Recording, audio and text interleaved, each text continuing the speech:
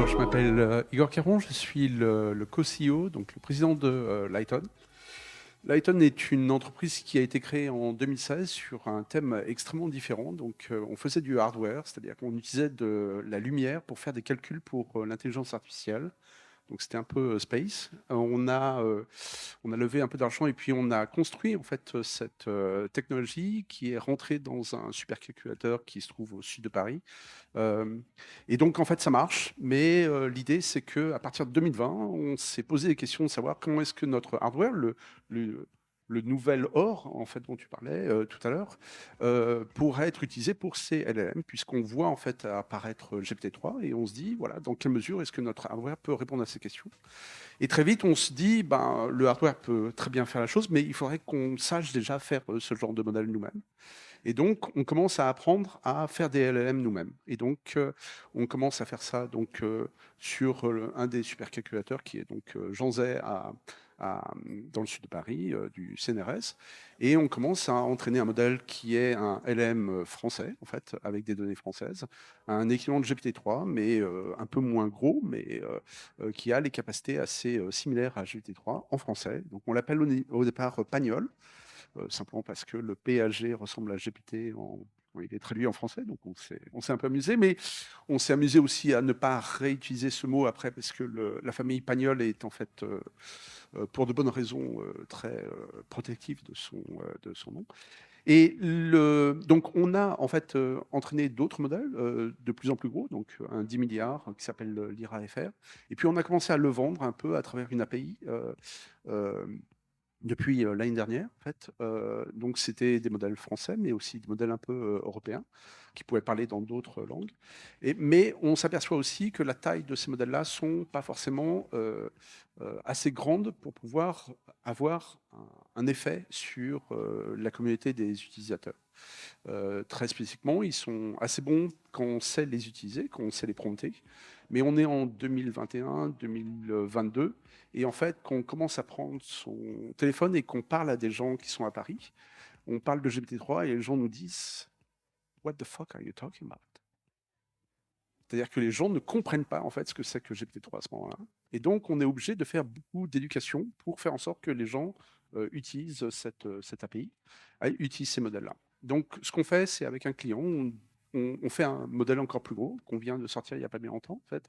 Ça s'appelle Mini, qui est un 40 milliards, qui a été entraîné un peu à la chinchilla. Donc, j'utilise beaucoup de termes ici, mais pour les spécialistes, c'est réellement essayer de concurrencer GPT-3 avec beaucoup moins de paramètres. Ça veut dire en fait, en particulier, que vous avez la capacité d'avoir ce genre de modèle dans beaucoup moins d'infrastructures lourdes du point de vue hardware, de façon à ce que vous puissiez l'utiliser sans que ça vous coûte un bras. Euh, donc, à Lighton, ce qu'on fait maintenant, c'est au-delà d'avoir fait ces modèles-là, puisqu'on sait le faire pour différents clients, pour des gens qui ont envie d'en faire dans le futur, mais on a déjà des modèles. Il y a aussi des modèles qui sont open source qui viennent de sortir.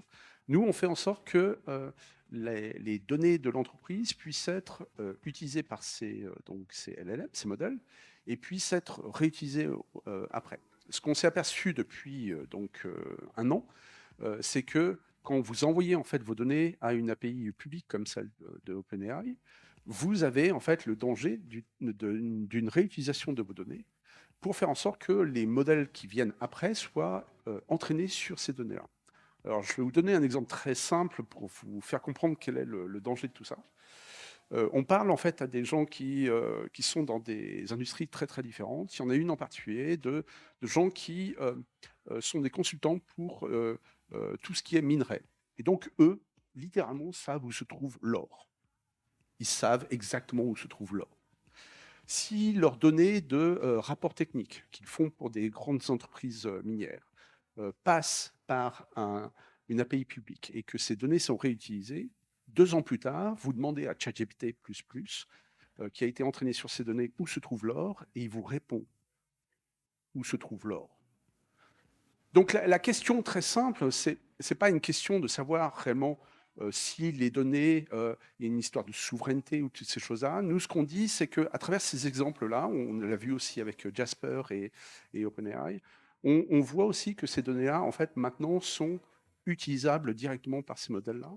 Et donc, en fait, ce que vous faites fuiter, c'est votre savoir-faire. Et donc, en fait, il y a plein de conventions légales qui font que vous ne devez pas faire sortir vos données pour des raisons X ou Y, mais la raison principale pour laquelle une entreprise reste une entreprise, c'est son savoir-faire. Et donc, ce qu'on propose, nous, à Lighton, c'est réellement un produit qui s'appelle Paradigm, qui permet, en fait, aux entreprises de pouvoir gérer leur propre flux de données à l'intérieur des entreprises et de pouvoir réutiliser ces données pour réentraîner, pour améliorer ces modèles-là, de façon à ce que soit vos process internes, soit vos produits puissent avoir toute la sagacité que vous avez mis dans ces interactions que vous avez eues avec ces modèles-là. C'est-à-dire que, d'une certaine manière, quand vous faites passer tous vos emails, que ça passe du secrétaire jusqu'au président de l'entreprise, vous avez maintenant une connaissance plus appropriée des produits, de la vue, que ça soit technique ou marketing de tel ou tel produit, et que maintenant vous pouvez utiliser tout ce flux d'informations qui a été généré à l'intérieur de l'entreprise pour pouvoir améliorer ces modèles et faire en sorte que dans le futur, vous puissiez utiliser ces modèles pour des choses techniques ou des choses marketing. Voilà, donc c'est très...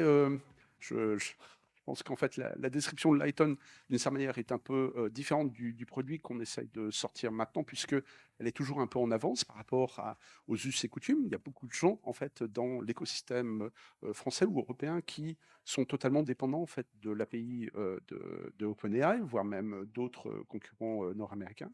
Nous, ce qu'on propose, c'est potentiellement de faire en sorte que ces LLM soient en France ou en Europe, dans votre infrastructure, et que vous commenciez maintenant à utiliser ces données que vous générez à l'intérieur. Et ces données-là, ce n'est pas des données structurées, c'est des phrases, c'est des interactions que vous avez pour faire en sorte que maintenant vous ayez un LLM, une technologie à l'intérieur de l'entreprise qui puisse améliorer l'entreprise dans le futur. Voilà, voilà, c'est à peu près tout. Merci, merci de m'avoir invité.